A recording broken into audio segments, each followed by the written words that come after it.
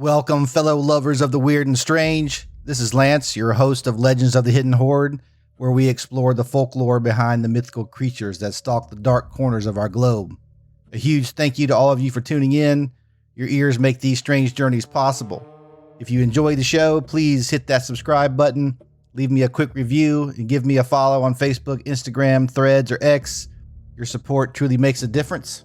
Now, let's dive into the next story.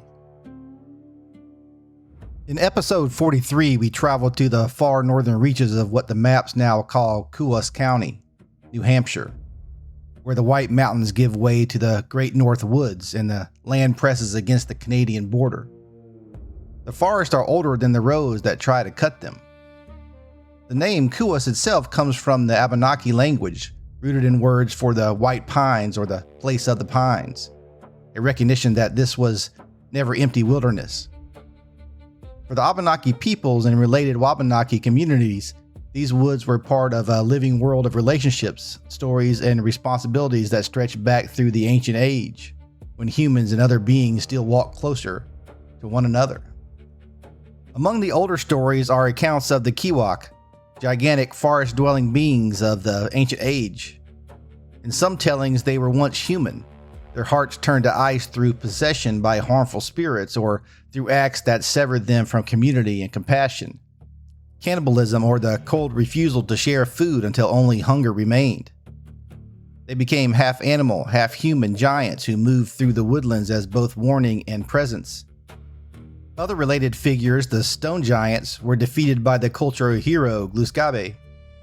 These stories are not curiosities, they are teachings about balance, about the dangers of isolation and excess, and about the forest as a place that remembers. They belong to the people who carry them. Any modern telling must hold that truth carefully and without claiming ownership.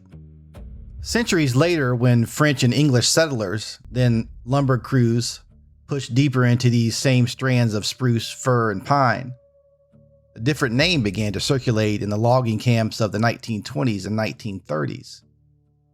The Wood Devil, or Woods Devil. The men who swung axes and lived in remote camps spoke of something tall and lean that watched them from the shadows. It was not the bulky, broad-shouldered figure of later Bigfoot stories.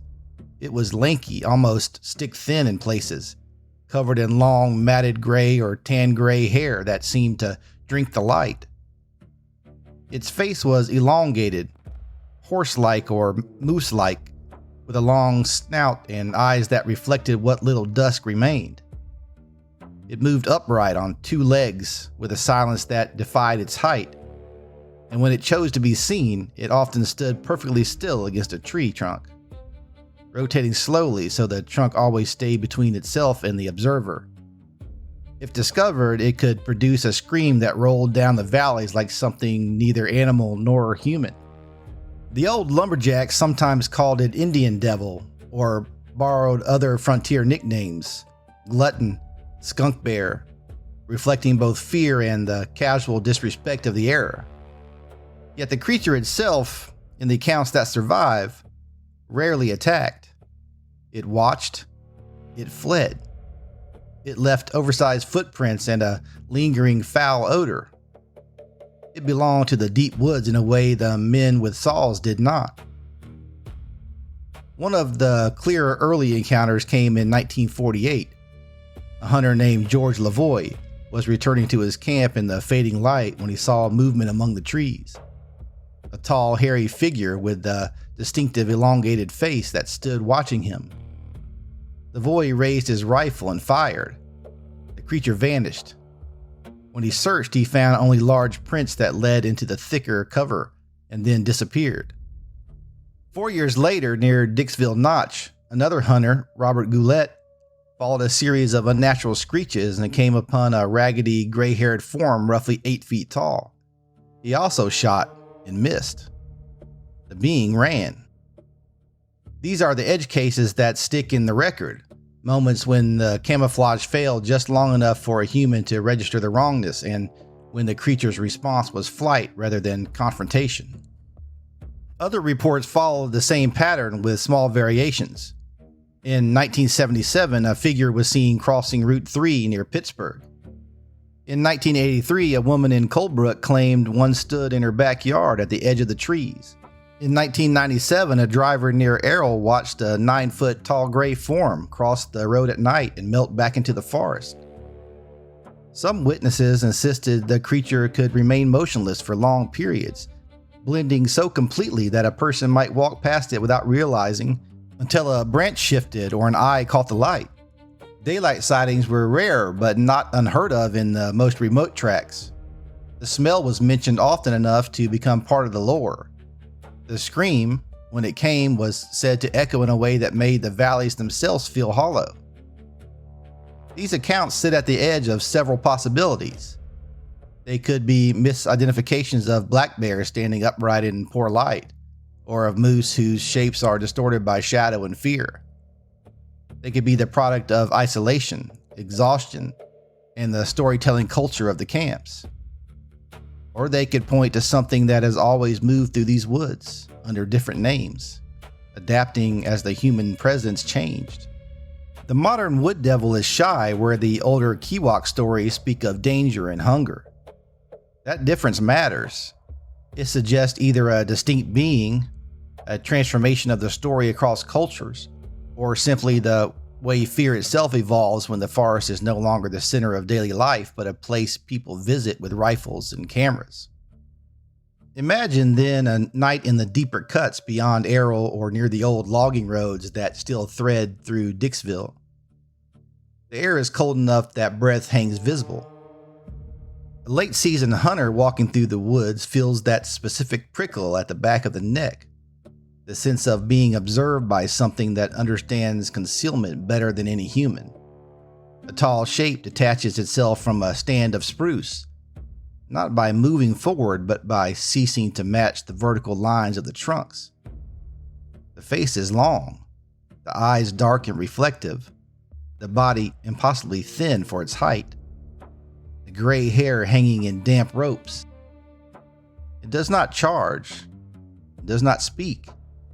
It simply holds the gaze for a handful of heartbeats, then turns with a fluidity that seems wrong for something so large, and the scream rises, high, ragged, rolling away through the notches until the silence that follows feels heavier than before. In the edge cases, the ones that almost break the pattern, the creature does not immediately vanish. It lingers just long enough that the witnesses later wonder whether it was studying them the same way they were studying it, whether the devil label was always more about the terror of the unknown than about malice, whether the ice-hearted giants of older stories and the gray watchers of the lumber camps were different expressions of the same truth, that the forest still holds beings who refuse to be cataloged, who remind the living that not everything can be mapped or owned.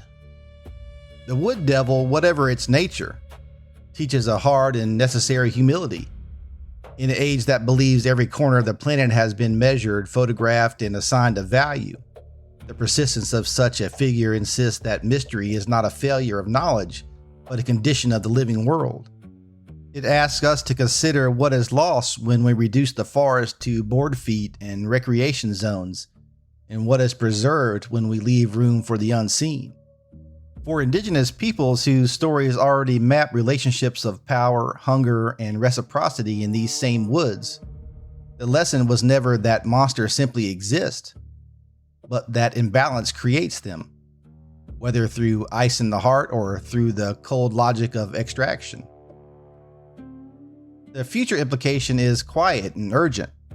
As climate shifts alter the northern forests, as development presses farther into the remaining wild tracts, the spaces where such beings, or the stories that carry them, can endure grow smaller. If the wood devil is a living animal, its survival depends on habitat that is allowed to remain difficult and unvisited.